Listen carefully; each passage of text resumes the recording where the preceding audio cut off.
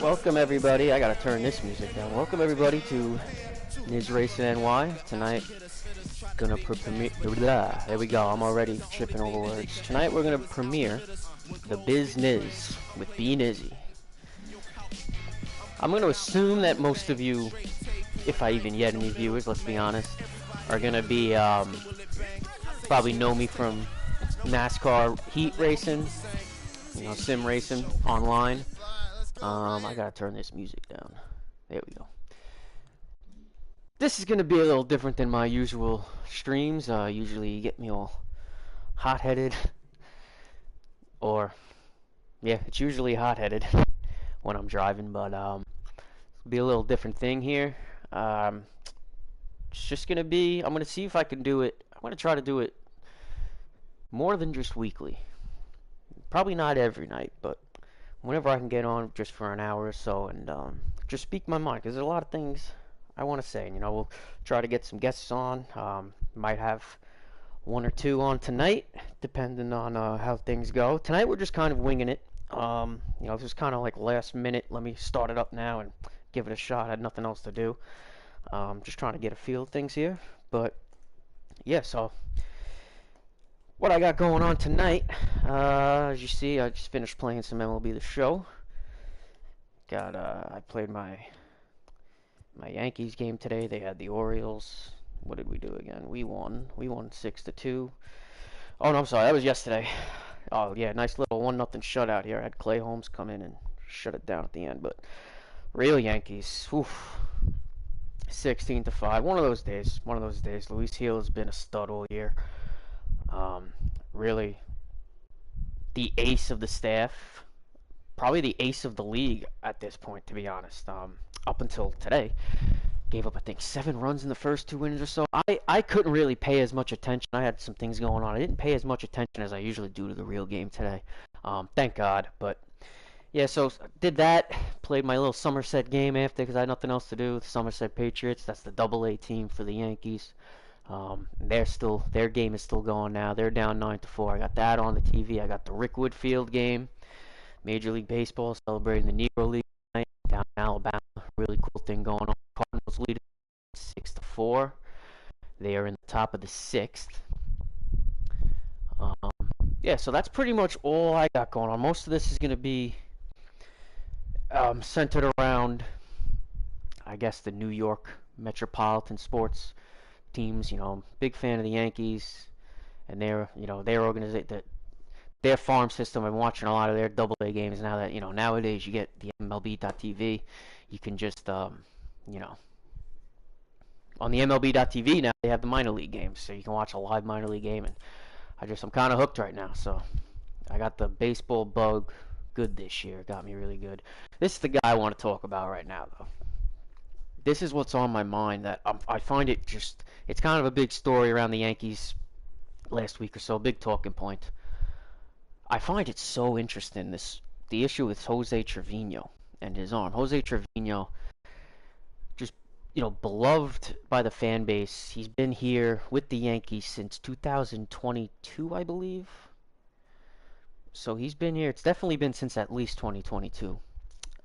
Again, I should be more prepared. I got his Baseball Savant page up, but I don't. Yeah, it doesn't have his.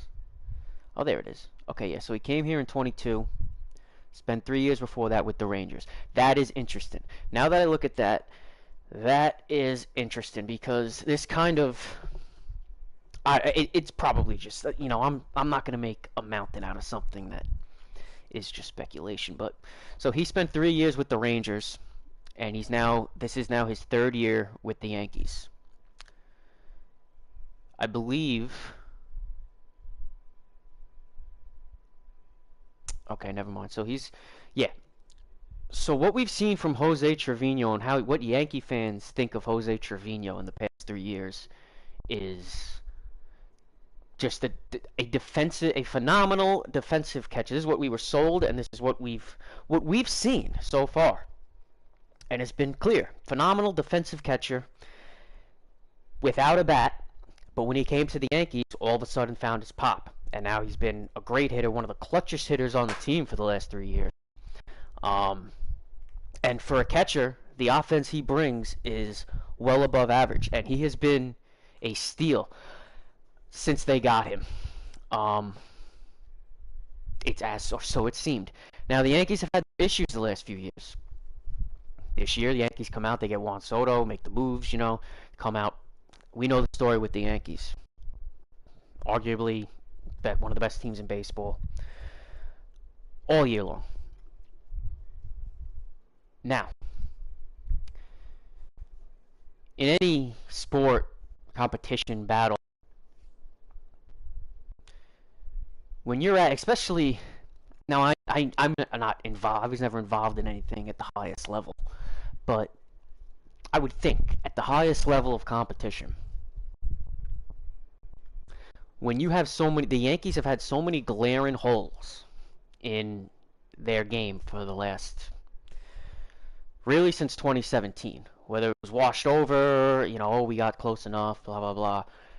Really since 2017 when they lost to Houston, ever since then, there have always been these issues that stick out. And they stuck out. The not enough lefties in the lineup, too power heavy, blah, blah, blah. All the things that they finally started to fix, all those things that have stuck out, have been easily taken advantage of by the teams. What I'm getting to is I can only imagine that now that they're such a solid team and they don't have those holes, now teams are going to exploit. They're going to go for the weakest link. And right now, I hate to be blunt, but it seems like Jose Trevino and his arm and his catching on a knee is the weakest link on the New York Yankees. And teams, the Red Sox exposed it. The Orioles kind of continued it. The Red Sox game, he had 9 stolen bases on him. And I mean, he's getting up, he's throwing these balls, and it's like the throws he's making to second, you watch it on TV, and it's, I don't mean it, disparaging, but it looks like, a middle schooler or a high schooler trying to throw down to second. It's not a major league catcher throwing to second base, and it's alarming. And my thought is, and this is speculation, but this is what we're here for. We're here to talk and give opinions, or me give my opinion. I'm alone right now, but this whole analytic era, what we're seeing in the last year or two, it's starting to balance out more. Teams are back to bunting a little bit more, small ball, stealing bases. It's starting to come back. For a few years, I would say, if I have to just guess off the top of my head, from about 2019 to 2022, teams were not stealing bases at all. Teams were not bunting at all. You had the few, super fast guys that was one of their key skills to their game, Mookie Betts or, fill in the blank, who would do it, but it wasn't part of a team's strategy. Stealing bases, it's a risk. You don't risk outs. That was the philosophy pretty much throughout the league for a while. And it's still pretty much is, but I think it's finally starting to come back where teams are starting to balance that a little more with the situational awareness and instinct, blah, blah, blah, stealing bases, bunting, we're seeing it. We saw it the other night on Jose Trevino, 9 stolen bases the Red Sox had on him. I mean, that is, and some of the time, half the time, most of the times, I don't even think he could get a throw off because he's catching from a knee. And, a few weeks ago, I see him on MLB Network, and he's in studio on MLB Network, and he's going through, he's telling Harold Reynolds and Al Leiter, I believe. Well, it was Al Leiter. I think the other one was Harold Reynolds. Could be wrong. But, he's doing multiple segments talking about his catching technique and catching from a knee and explaining why it works. And, I mean, I mentioned this on a comment. It's like he went on and did that on national TV, and the entire AL East said, hold my beer. That's what it seemed to amount to. I mean, the point I'm getting to is, it's easy to be a phenomenal catcher.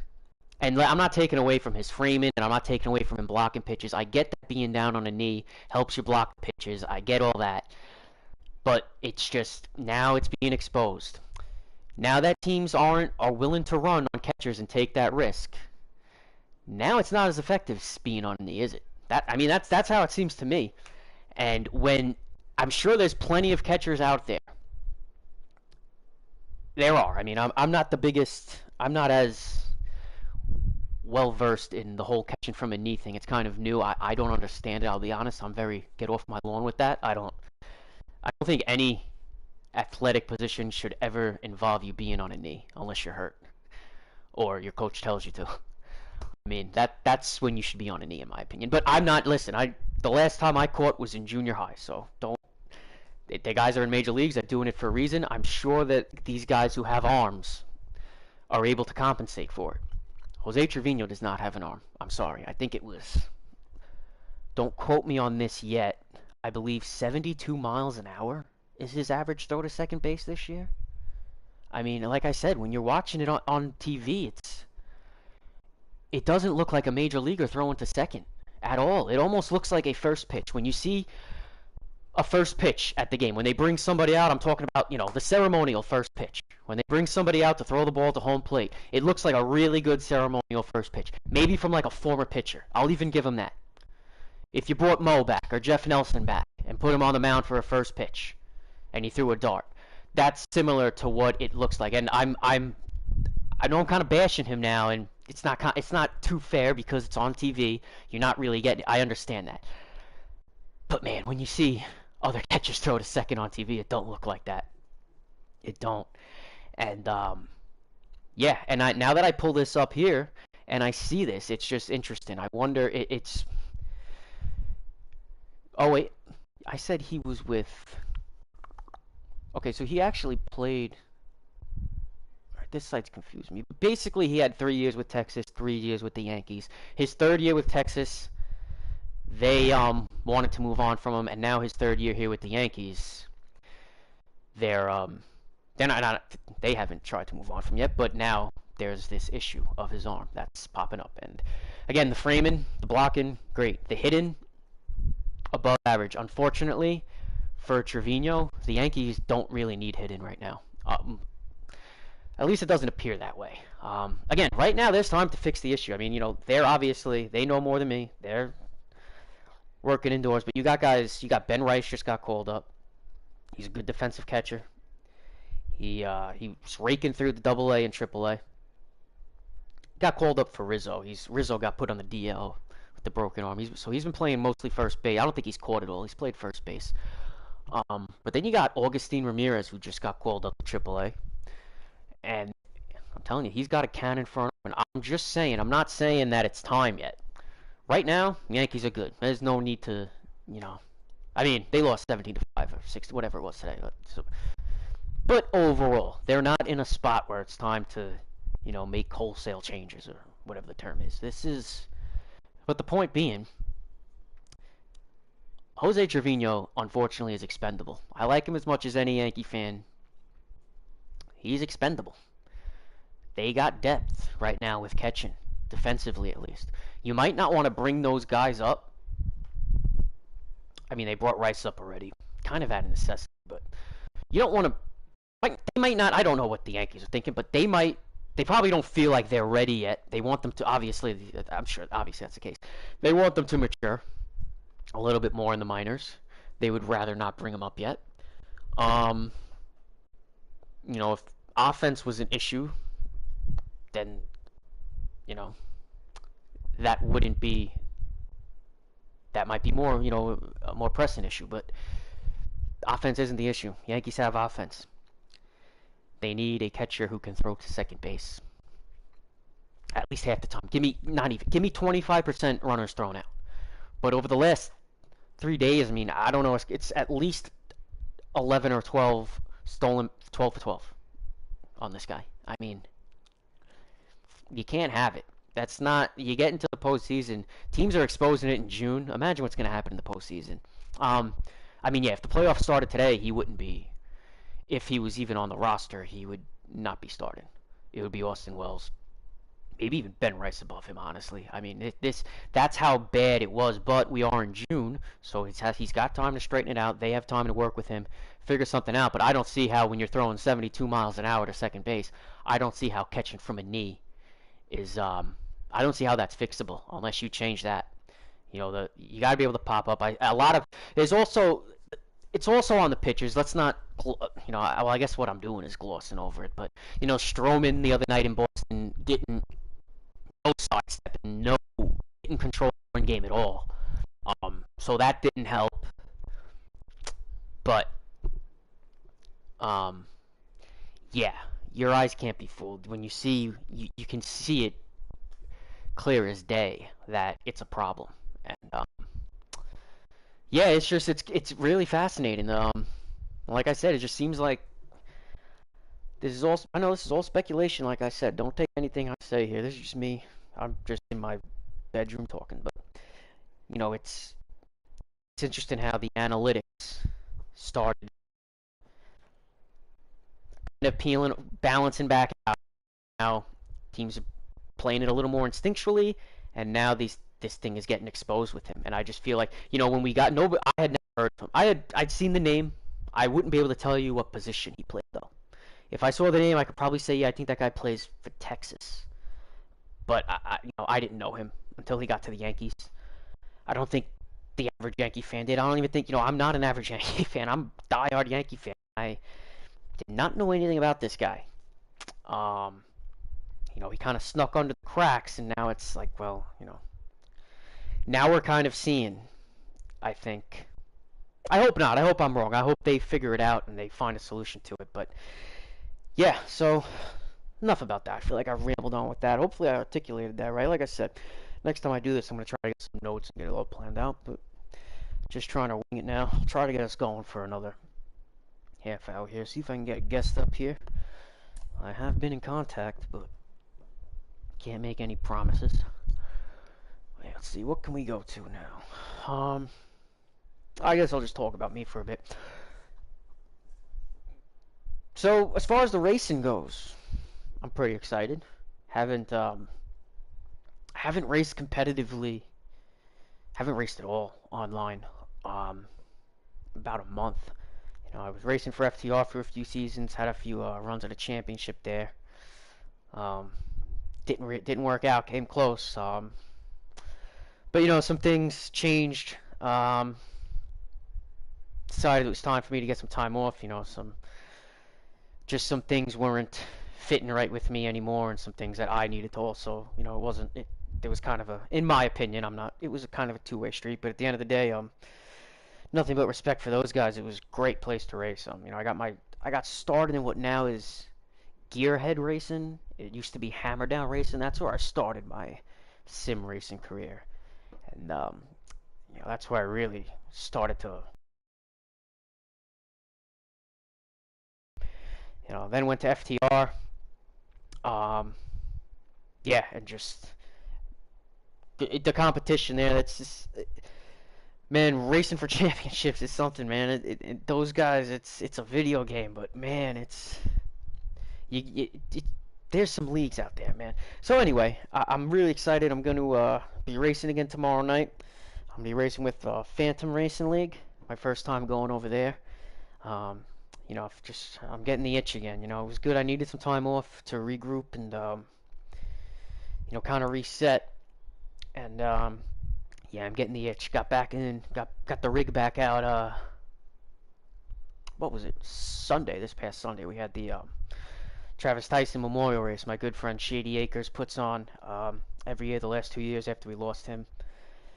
Guy, I didn't know him too well personally, but I did race with him quite a bit when I in that Gearhead Racing, or was Hammer Down when I raced. So lost him tragically a couple of years ago, and Shady does a great job of putting on. He's a good friend of his, and he puts on a great memorial event for him every year. So that was fun, and yeah. So now that was at Michigan, and now I get to go back to Michigan again tomorrow. I've got a great car. Shady hooked me up with it, and yeah, the racing was kind of chaotic last week. Drove myself up to the front so many times. Just kept getting caught in the big wrecks. But man, at the end there, I thought I almost had a shot. I went. I think we had 5 to go, and I went from like 17th to the top 3, battling for that top 3 pack. Once you get up there, it's kind of just a crapshoot. At Michigan, it's with the draft, it's like, I mean, it's not a crapshoot. I hate when people. I shouldn't say that because I'm actually a big fan of Dega and Daytona. So people say, "Oh, those races are crapshoots." Yeah, they kind of are, but also there's a way to position yourself if you are disciplined enough. Most people aren't, but um, I digress on that. So yeah, I shouldn't say it's a crapshoot, but it's with the draft. It's like as long as you're in that top three on the last lap, like you're in it. But yeah, got wrecked out of the lead there a couple times and shouldn't get going. But man, the car was good. Found out some things. Yeah, we were in the 2020 cars. We're gonna be in the next gen this tomorrow though. So I got my 24 car for the first time. I get to race my favorite number. Big Jeff Gordon fan growing up. So yeah, shout out to Phantom Racing and Shady for getting me in over there. Looking forward to it. That's gonna be 8 p.m. I believe. I apologize if I'm incorrect, but I believe that will be broadcasted on Phantom Racing League YouTube channel. So I covered that. Man, stuff to do when you're alone. I don't know where to go next. See what's going on with these baseball games. 6-5, top 7 at Rickwood. Giants Cardinals.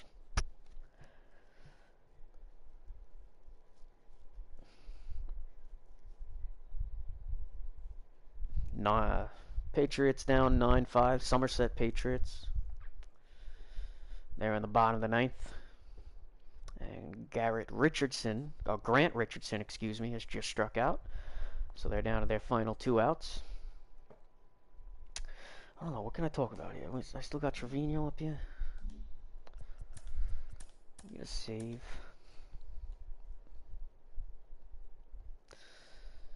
Let me think. You know what?